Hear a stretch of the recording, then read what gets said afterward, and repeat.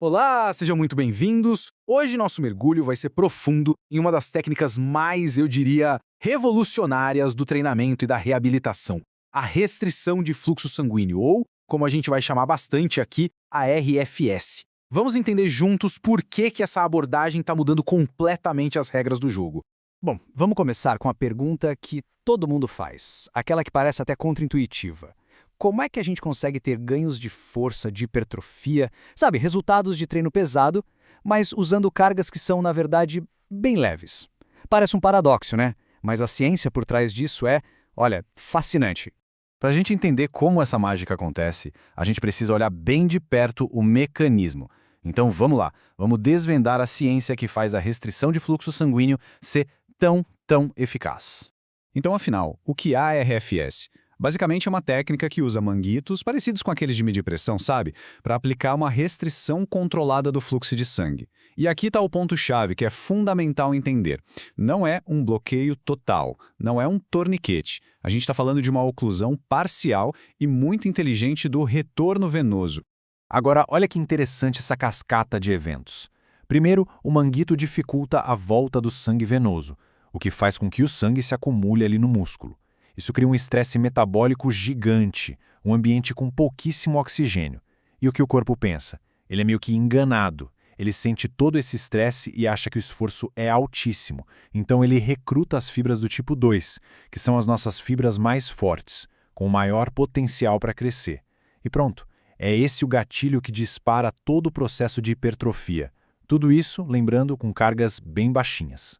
Com um mecanismo tão potente assim, é claro que as aplicações são enormes. Vamos dar uma olhada em como essa técnica se encaixa em vários cenários, desde uma clínica de fisioterapia até um centro de treinamento de atletas de elite. Na reabilitação, a FS é um verdadeiro divisor de águas. Pensa só num paciente que acabou de fazer uma cirurgia de joelho. Ele não pode, de jeito nenhum, pegar peso, mas ao mesmo tempo precisa lutar contra a perda de massa muscular, a atrofia. A FS permite que a gente estimule esse músculo de um jeito seguro, acelerando a recuperação de uma forma que antes era simplesmente impossível. E quando a gente fala da população idosa, olha, é uma ferramenta fantástica. Ela permite combater a sarcopenia, que é aquela perda de músculo que vem com a idade, com um impacto mínimo nas articulações. Ou seja, dá para construir força e músculo sem sobrecarregar joelhos, quadris. É uma maravilha. Agora, para os atletas de ponta, aí a RFS vira uma vantagem estratégica. Eles usam não só para maximizar o ganho de massa muscular, mas também para acelerar a recuperação entre um treino super intenso e outro. Isso permite que eles voltem mais rápido e mais fortes para os treinos. Certo? A técnica é super potente, a gente já entendeu, e é exatamente por ser tão potente que a gente precisa falar da parte mais importante de qualquer formação profissional, a segurança na hora de aplicar.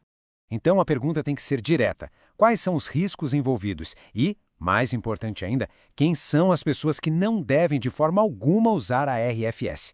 Dominar essa parte, isso não é negociável para um bom profissional. Profissionais que são realmente qualificados usam um sistema de pontuação como este aqui, para avaliar o risco de cada pessoa. Por exemplo, um histórico de trombose vale 5 pontos, é o mais alto. Quanto maior a soma dos pontos, mais cuidado a gente tem que ter, podendo até chegar a contraindicar o uso do método. E aqui, a gente tem algumas situações que são contraindicações absolutas. Uma hipertensão muito alta e sem controle, um histórico de problemas como trombose ou embolia, insuficiência cardíaca. São condições em que o risco geralmente é maior que o benefício. Para usar a técnica nesses casos só com uma avaliação médica assim extremamente criteriosa. E é aqui que a gente chega no ponto central de tudo. RFS não é para amadores.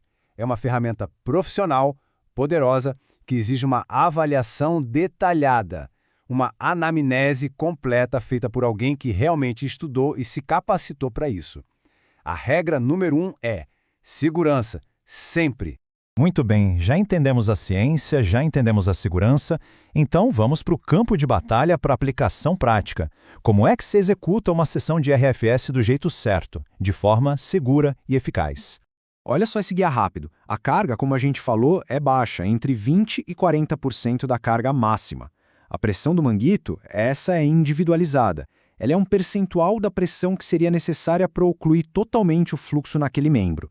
E reparem na duração, as sessões são super curtas, porque o estresse metabólico é tão alto que a gente consegue ser incrivelmente eficiente em pouco tempo. Além de todos os números e aparelhos, a percepção de quem está treinando é uma ferramenta de controle valiosíssima. O objetivo é chegar numa sensação de oclusão de moderada a intensa, ali entre 5 e 7 nessa escala. Isso ajuda a gente a ter certeza de que a pressão está funcionando, mas sem passar do ponto de segurança. A execução tem 2 segredinhos. Primeiro, onde colocar o manguito, sempre na parte mais alta do braço ou da coxa, o que a gente chama de proximal. E segundo, o exercício tem que ser feito de forma bem controlada, com foco total na qualidade de cada movimento. Então, para a gente fechar e amarrar tudo, pontos-chave. A RFS gera ganhos de músculo e força com peso leve. Como? Criando um estresse metabólico intenso que recruta as fibras mais potentes.